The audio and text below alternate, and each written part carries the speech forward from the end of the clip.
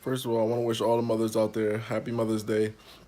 Hope you enjoyed your day. But the NBA served us up a present that's more suitable for Father's Day. Two awesome Game 7s that went down to the wire each game. I had to report to you guys live from the couch because those games were epic. They were epic in nature in terms, not like in terms of we got to see like, shot for shot necessarily, but guys came up and made big plays. When you watch the Denver Nuggets versus Portland Trailblazers, Denver had that game in their midst and they went scoreless.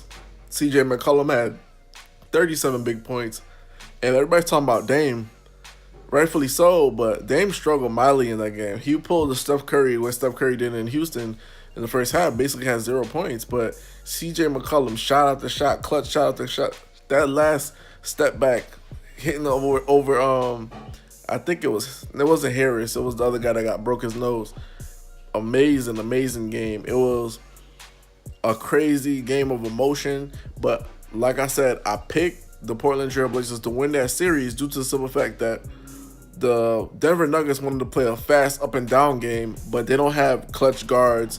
And you need the thing about playing a fast up and down game, you either need guys that are really good shooters or fast up and down guards that can handle the ball really well and make great decisions. The point, Jamal Murray and Harris, they weren't making those great decisions that they needed to make, and they went away from Jokic. That was one thing that I felt like maybe they should have exploited more. Jokic had all those guys in foul trouble, and essentially nobody tried to get Jokic the ball, post up, and really handle business. So I feel like Denver got perimeter oriented, and they really just it fell through the cracks. All that fell through the cracks because you're not gonna beat a team that's basically built on the perimeter at their own game. You know what I'm saying? That's like if you're playing a pickup game and you got a bunch of big men and you're like, well, we're not gonna post up, we're just gonna shoot threes, and you're playing against a small team with a bunch of guards. Like that's if you don't post up, you're hurting your team's chances of winning. So that being said, I mean, Denver was up 17 points, blew that whole lead or whatever case is. Ennis Cantor played a huge game. He's fasting for, I believe, Ramadan. He had no food or water, and he played like 40 minutes. It was just a total team effort. CJ McCollum, though, man. Everybody keeps talking about Dame, but CJ McCollum has really saved Dame in these playoffs. I understand that basically Dame has like basically raised him up because that was Dame's rook. And what really kills me is this.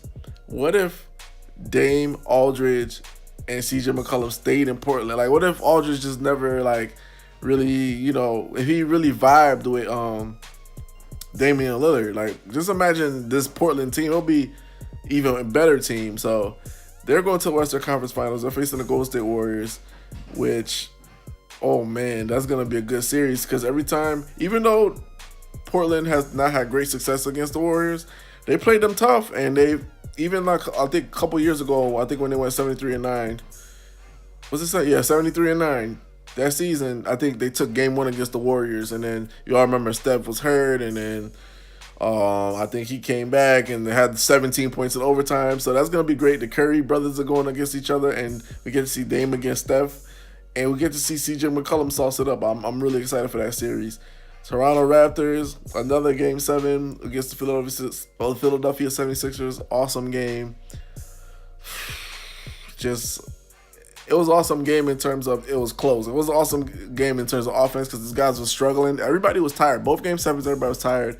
Kawhi Leonard, that clutch shot that he hit, just an epic shot, man. 5 bounces. And all I could think of when that shot went in is Vince Carter. Game 7 in Philly. He could have went to the NBA Finals, I believe. And basically, he didn't hit the shot. You guys remember Vince Carter had like finished graduating and all this other stuff, and people were criticizing him for not skipping his graduation to actually, with the graduation and then come back and play or whatever. And it was one of the best shots I've seen in a long time. You could say it was luck, or a skill. Like the way he explained everything, he was like, he practiced that shot. He left it a little short before, and he just wanted to make sure that he left it a little bit higher, and that's why it kind of bounced and went in or whatever the case is. But that series was a crazy series. It was like a series of both series were a series of Dr. Jekyll and Mr. Hyde. Like you, one minute you think one team's in control, the next minute the other team takes the game. But it also goes to show you that both teams are inexperienced in terms of winning time. We saw with Golden State when they went against the Houston Rockets. When it was winning time, they knew what to do. I know Steph hit some big shots, but they made some big plays to actually win the game and stuff like that. So they know what to do in winning time. And I think this series is allowing Portland and Toronto to grow. But honestly speaking, both series could have went any other way. And if it wasn't for some mistakes that the other team made, we might be having a different conversation. Like in the Denver-Portland series, Jokic misses a free throw. That could change the face of the series, even though they had no timeouts. Who's to say that when they foul, Portland misses one of their free throws and then somebody comes down and hits a three? That's an option. Then you got to look at Philadelphia 76ers against the Toronto Raptors. They had 4 possessions where they didn't score. They didn't score for like 3 straight minutes. And a coach would call a timeout and draw up something, but I don't know. And even with that clutch shot Toronto hit, you also got to remember Kawhi Leonard missed a free throw, and Jimmy Butler went all the way down the court and hit a layup to tie it. So if he doesn't make that shot, you get overtime. Maybe Philly wins in overtime. So both of the series were epic. On a Mother's Day, once again, shout out to all the mothers out there.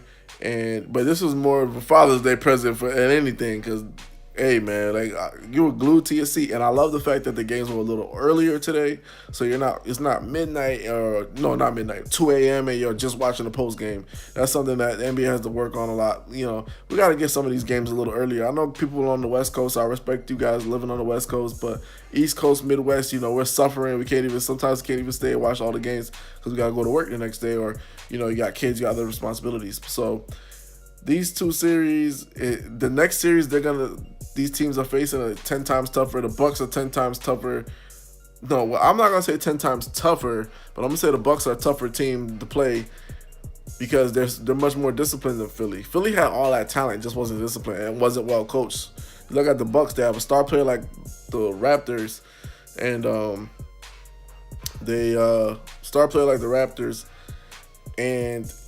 they have better coaching. I'm gonna just keep it funky. And then you look at Portland. You got 2 star players. It's like the backcourt, fight of the backcourt or whatever. But hey, man, like Curry and Clay are like 6-0 against the Portland Trailblazers in a series. So even without Durant, they possibly could feel like we're comfortable enough to beat this team without KD. No, and no disrespect to anybody. I'm just saying, like, if you call a spade or whatever the case is, they might feel that way. So. And you guys remember when they went, like, I think 73-9, they beat the team. I think they were beating Portland without Curry for a couple games because he was injured. You guys remember that. So this is going to be crazy going down to the wire. Bucks and Toronto Raptors. I'm leaning more towards the Bucks because it seems like Toronto struggled mildly with the Sixers. But, I mean, who knows? Who knows that series? Because Kawhi could find his rope. The only thing I didn't like about the Toronto is, like, Lowry was garbage. Pascal Siakam was scared.